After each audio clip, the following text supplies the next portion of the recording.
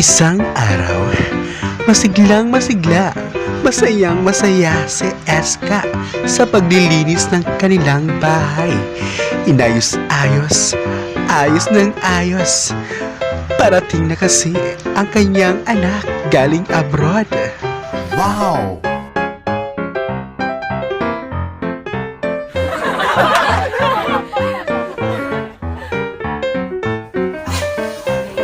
Anak ko from London. Linis!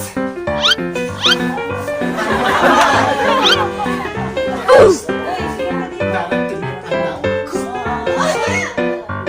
Welcome, Philippines! Ang anak ko? Hello na! Yeah! Asan ka na? Hello, ma. Nandito na ako sa linalaking ng airport. Baka mamaya-maya tatawagan ko. Kita kasi kakarating ko lang. Papasok do ako. Bye-bye, ma. Naglinis na ako na. Ingat ka dyan, nak, ha? Okay, sige na. Love you.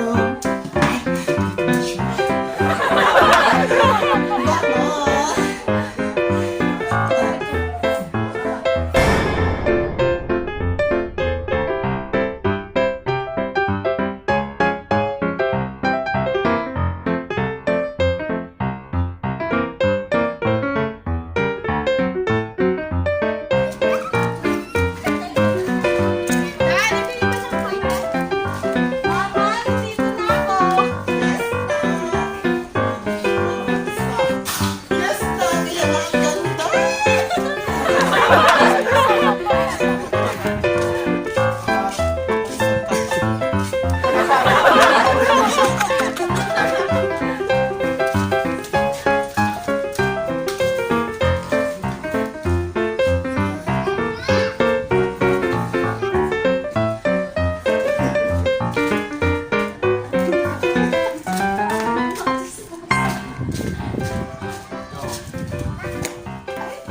Mga chismosa. Palibasa, wala matagal lundok, anak.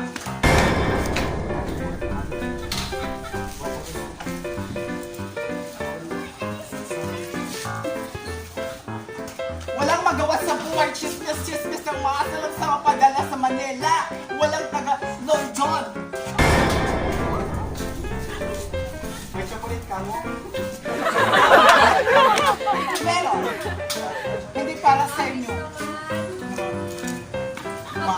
Umaasa sa mga sabong.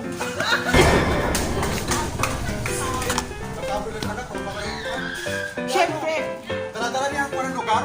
may dollar. Pasalubong sa akin. At saka, microphone. Tayo, silhit. Bumaba! Hindi! Hindi ka mawas! Che! Walang London! Gawin na kayo. Mapupuisin yung anak mo galing abroad. Mapupuisin. O, tetiin nyo.